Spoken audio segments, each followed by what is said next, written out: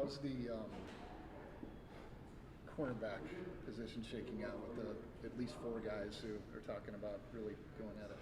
It's been great competition, I mean, it's been a lot of fun to watch, really, great kids and guys. You got veterans and young guys. And, the reality, though, that none of that group has played a lot of football. So it's been great competition. And, I think to this point they've done a great job of what we're asking them to do. So it's been a lot of fun to watch.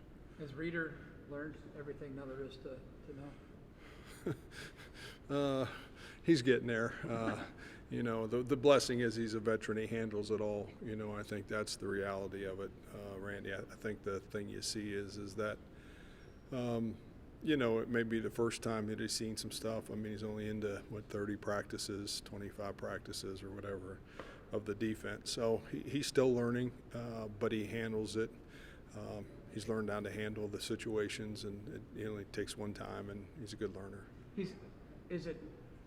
What kind of a transition do you think it is for him? Oh, I think it's hard. I think anytime those guys come from another, again, you've been set into different situations, different terminology, different concepts. What are you trying to do? And, I think he's been able to sort it all out. He's got great patience. He's got a great football mind. And he takes coaching. And, when you do that, you surely have a chance to keep growing. Do you know any of the three previous defensive coordinators that he's had? I don't, off the top, I don't. Similar, I guess, also a challenge, Darian Porter being in the mix at cornerback. What's his learning curve been like? Oh, he's been awesome. Moving him over there in the spring, he played all the special teams, so he's got toughness about him. He can really run. He's created same thing. Like, he's created opportunities for himself. So, again, he's another guy that's been fun to watch. What have the surprises been, whether it's a player or two or a position group or anything? Oh, surprises. I don't know. I just think the willingness to learn. I don't know if it's a surprise. It's a very different group. We probably only have less than a handful of guys that have ever really played a full season and full games. So it's all new to everybody. They're young, but they're very energetic. They're eager to learn. They got great competition. The leadership of this group has been, I don't know, maybe in my career as good as I've seen. Their willingness to teach young people, and it takes a lot of time and a lot of patience to want to do that. And I give those older guys, Ryan and even Colby at times, just being able to relate to those guys to what it takes to play defense. And I think it's been fun to watch. What's been the process of trying to replace Annie? We're really replacing the majority of our defense. So I think, you're just trying to find all the parts, and I think they're there. I think we have good parts, actually, and I think we're just trying to sort out who and when and how many and all of those kinds of things. And I think we're still in that process. I don't think we've gotten to that point where we know exactly who and what and when and how many, at this point yet. So, but that's also, I think, exciting to me. It's a lot of competition, and we'll get it sorted out. The players will help sort that out, and we'll get it sorted out on our end. Do the parts fit what you guys have done the last few years, or is there changes around personnel? There's changes. Yeah. There's been changes around personnel. Care to share? No, no. But we've obviously got a lot of D linemen and linebackers and those kind of things. So we're sorting through it all. I think still the reality of it is how we play. That's been the biggest emphasis in trying to teach guys that are new here and, running to the football and the passion in which we play defense and, everyday attitudes and those kind of things. You're still in that process, and that's still the most important thing to me. What types of additional steps of progress have Isaiah Lee made since? I think just kind of, again, I think those guys grow up, to be honest with you. I think that's the reality of it, Rob. I think those guys, man, all of a sudden we're getting close to the edge and the sand's running out of the hourglass, and now everything's really, really important, and we sort it out. And, man, I got to play like crazy and study like crazy, and they take all the things that they've learned, and, that's what he's done. He's had a great offseason, tremendous offseason. Have you seen Hummel and Rose play at all very much? much? Just some clips, at the edge. You get to see them afterwards or whatever. But it sounds like obviously with Jake's statistics, but haven't got to actually see clips of them that somebody will stick a clip or two in my face.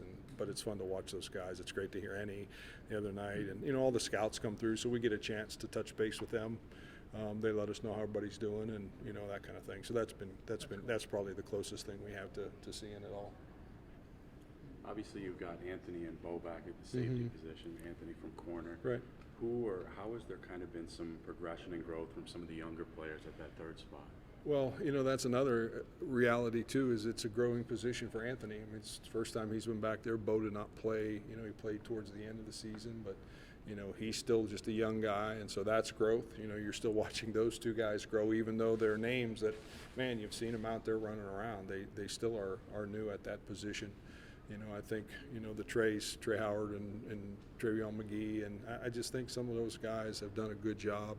I hate picking out names. Coop's done a good, Jeremiah Cooper, all those young kids, they're all battling for the same spots. Blake Thompson and, Mason Chambers, and, there's about 6 or 7 of them there that we're just trying to, again, maneuver around parts for parts and, figure out who the best group is, and then what's the, pair and the spare. So we're still working through that as well.